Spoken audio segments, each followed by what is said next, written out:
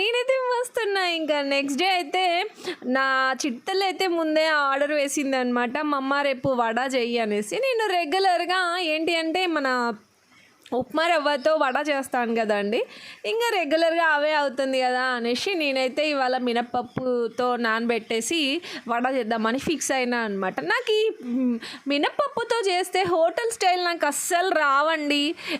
బయటనైతే ఖచ్చితంగా నేను బయటకు వెళ్తే వడ ఖచ్చితంగా తింటాను అనమాట. నాకు చాలా అంటే చాలా ఇష్టం.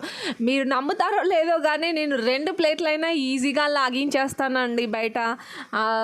అంత ఇష్టం అనమాట నాకు. నేను ఫుడ్ చాలా బాగా తింటాను. అంటే నా పర్సనాలిటీ చూసి సన్నగా ఉంది కదా, ఓ డైట్ చేస్తుంది కావచ్చు, ఈ పిల్ల సరిగ్గా తిందేమో అని అనుకుంటారు చాలామంది. కానీ నేను చక్కగా తినేస్తాను అనమాట. కడుపు నిండా తింటాను. ఏది నచ్చితే అది వదిలిపెట్టాను. ఉన్నది ఒకటే జీవితం, ఎందుకండి ప్రతిదానికి అయ్యో అయ్యో డైట్ అనుకుంటూ అది చేయడం. అందుకని నేనైతే చక్కగా లాగించేస్తాను. స్వీట్స్ కూడా ఈ మధ్యలో కొంచెం పిల్లల కోసం అని తగ్గించేసాను, కానీ వామ్మో నేనైతే చాలా తింటానండి స్వీట్స్.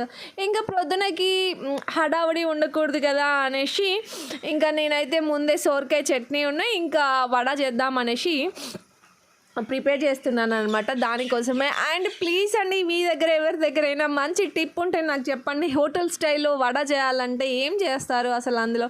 నేనైతే కొన్ని బియ్యం, ఒక 2 స్పూన్ల బియ్యం అయితే అందులో వేసి నానబెట్టాను పప్పులో. నార్మల్గానే వస్తాయి నాకు, హోటల్ స్టైల్లోనైతే అస్సలు రావు. మీ దగ్గర ఏవైనా మంచి టిప్స్ ఉంటే నాతో షేర్ చేసుకోండి. ఇవాళ వీడియో అయితే ఇది. వీడియో నచ్చితే కనుక ఒక చిన్న లైక్ ఇవ్వడం మాత్రం